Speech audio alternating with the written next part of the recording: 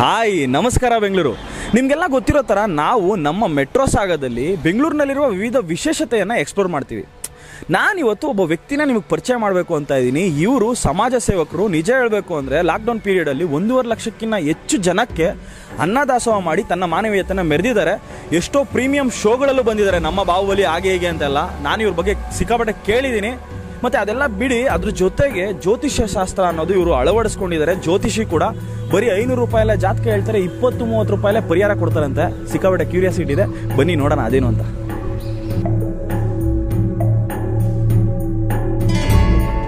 Madam, ನೀವು ಎಷ್ಟು ದಿನದಿಂದ ಬರ್ತಾ ಇದ್ದೀರಾ ಮತ್ತು ಗುರುಜಿಗಳ ಬಗ್ಗೆ ನೀವೇನು ಹೇಳ್ತೀರಾ?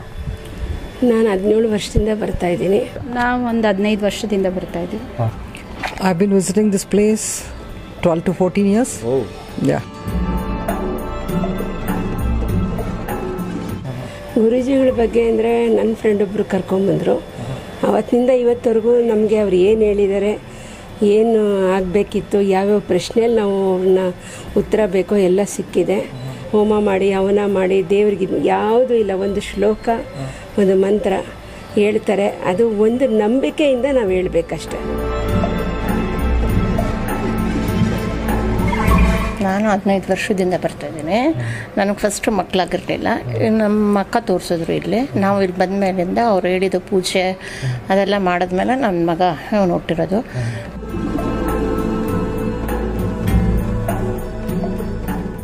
ಗುರುಗಳ ಹತ್ರ ಇನ್ನೊಂದು ಪರಿಹಾರಕ್ಕಂತೇಳಿ ಏನಾದರೂ ನಾವು ಬೇಡಿಕೆ ಇಟ್ಟಾಗ ಅವ್ರು ಕೊಡೋಂಥ ಒಳ್ಳೆಯ ಐಡಿಯಾ ಏನಂದರೆ, ಅವರಲ್ಲಿ ಒಂದು ಶಕ್ತಿ ಇದೆ. ಅದ್ರ ಪ್ರಕಾರ ಒಂದು ಸ್ಟೂನ್ ಕೊಡ್ತಾರೆ. ಇಲ್ಲ ನೀವೇ ಮಾಡಿಸ್ಕೊಳ್ಳಿ, ಇಲ್ಲ ನಾನೇ ಮಾಡಿಸ್ಕೊಡ್ತೀನಿ ಅಂತ ಹೇಳ್ತಾರೆ.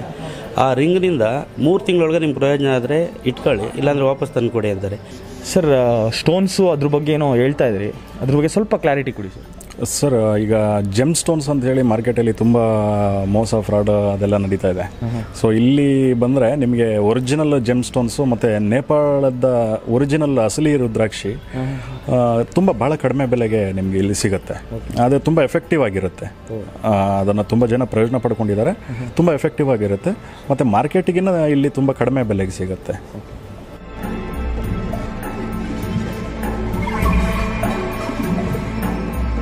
What I observe is he never demands money. Oh. So whatever, that is excellent thing, and he treats everybody equal. From lower class to upper class. Okay. He treats everybody equal and first come first service. That's what I appreciate. So being a doctor, is this are you really believe in Jyotisha Shastra, and can you please say something? What he says is the guidance. It is not exactly the palmistry or whatever it is. Okay. But he says more of scientifically. Oh.